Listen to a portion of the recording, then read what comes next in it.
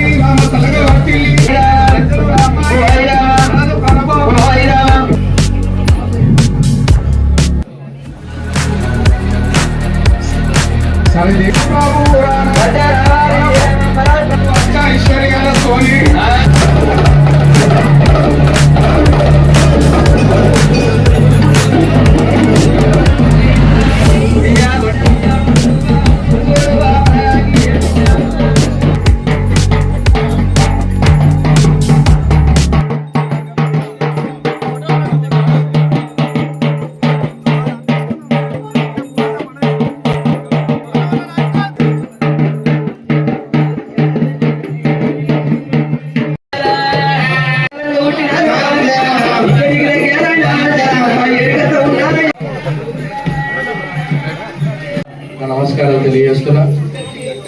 ఇంత మహిమగల దుబ్బమల్లన్న స్వామి ఆలయానికి విచ్చేసినందుకు ఈ కార్యక్రమంలో నేను పాల్గొన్నందుకు చాలా సంతోషంగా అదృష్టంగా భావిస్తున్న వాళ్ళు నేను.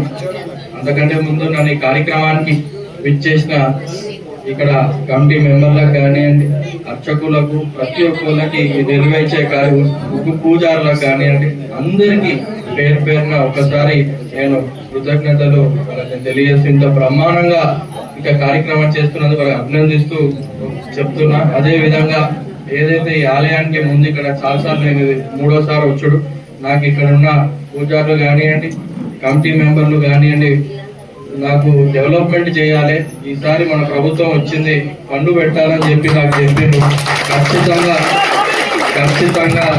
ఖచ్చితంగా ప్రభుత్వం నుంచి ఫండ్ తీసుకొచ్చి గుడిని మంచిగా డెవలప్ చేసి ఇక్కడ భక్తులకి ఎటువంటి అసౌకర్యం కలగకుండా అన్ని వసతులు కలిగేటట్టు ప్రభుత్వం చేస్తుందని ఒకసారి నేను తెలియజేస్తూ, అదే విధంగా అతి త్వరలో కూడా మన కమిటీ కూడా ఏర్పాటు చేసి వాళ్ళకి ఏదున్నా గుడిల పనులు కానివ్వండి, వాళ్ళు 24 గంటలు గుడికి ఆ పనులకు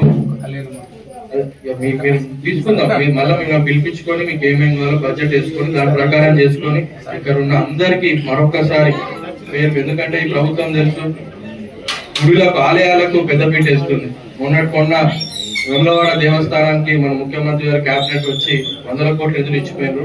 ఖచ్చితంగా ఇక్కడ మన నియోజకవర్గంలో దుబ్బమల్లన్న కానివ్వండి, ముఖ్యంగా మన రామాలయం కానివ్వండి, ఇవన్నిటికీ మంచిగా ఫండ్ తెప్పించుకొని అభివృద్ధి చేసి అక్కడ రాముడు, ఇక్కడ మల్లికార్జున స్వామి, ఇక్కడ భక్తులు మన అందరికీ కోరుకున్న కోరికలు తీర్చి ఇంట్లో సుఖ సంతోషాలు ఉండాలని మరొక్కసారి ఆ దేవుని నేను వేడుకుంటూ నాకు ఇంత మంచి చక్కని అవకాశం ఇచ్చినందుకు ప్రతి ఒక్కరికి పేరు పేరున నమస్కారాలు, ధన్యవాదాలు తెలియజేస్తాను.